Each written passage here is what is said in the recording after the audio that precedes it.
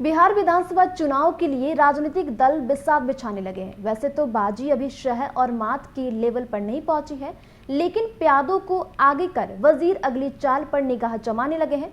महागठबंधन की बिसात पर कांग्रेस ने चाल चल दी है और राजद की चाल पर नजर गड़ा चुकी है। बिहार में विधानसभा चुनाव के लिए निर्वाचन विभाग अपनी तैयारियों में जुट गया है।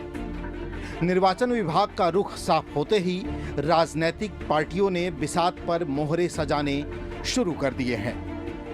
बिहार में 2015 में भी मुख्य लड़ाई दो गठबंधनों के बीच हुई थी और 2020 में भी सीधी टक्कर दो गठबंधनों के बीच होती दिख रही है।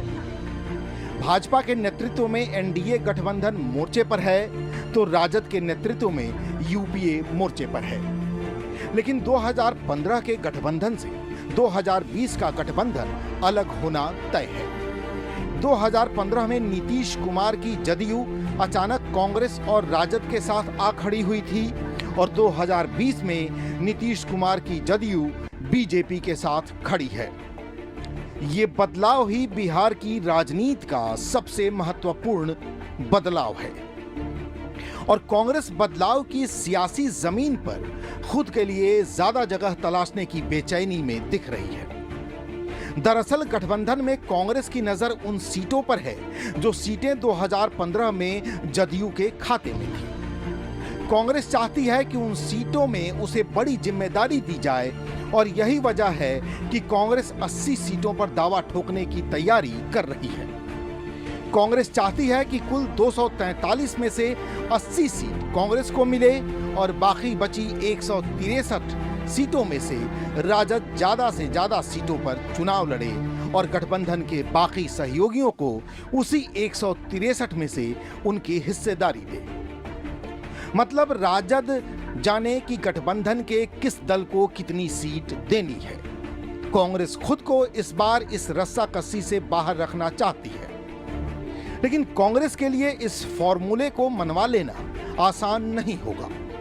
2015 के चुनावी परिणाम ये बताने के लिए काफी हैं कि कांग्रेस अभी उस स्थिति में नहीं है कि वो इलास्टिक को ज्यादा लंबा खींच सके।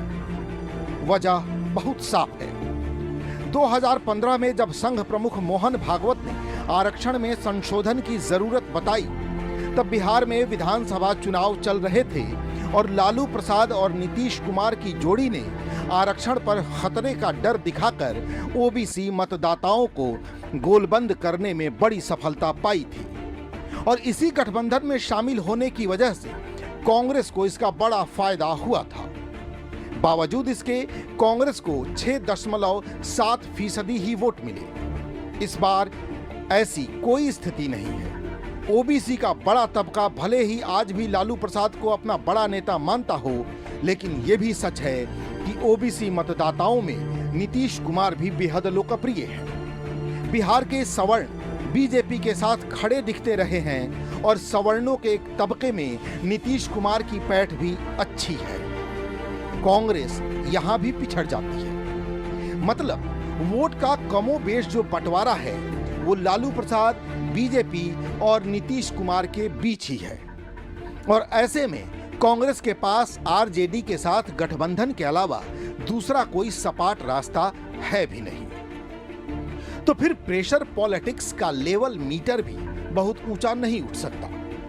हाँ, कांग्रेस के साथ सहूलियत यह है कि अगर कांग्रेस आरजेडी से अलग हो गई तो छोटे मोटे कुछ दलों के साथ गठबंधन कर वो आरजेडी का बड़ा नुकसान जरूर कर सकती है और यही वजह है कि सीट बंटवारे के टेबल पर आरजेडी के सामने कांग्रेस ठसक के साथ बैठती रही है और यही वजह है कि कांग्रेस ने 80 सीटों वाले फॉर्मूले का गुब्बारा हवा में उड़ाकर हवा का रुख भांपने की कोशिश कर दी है। Bureau report, AB news.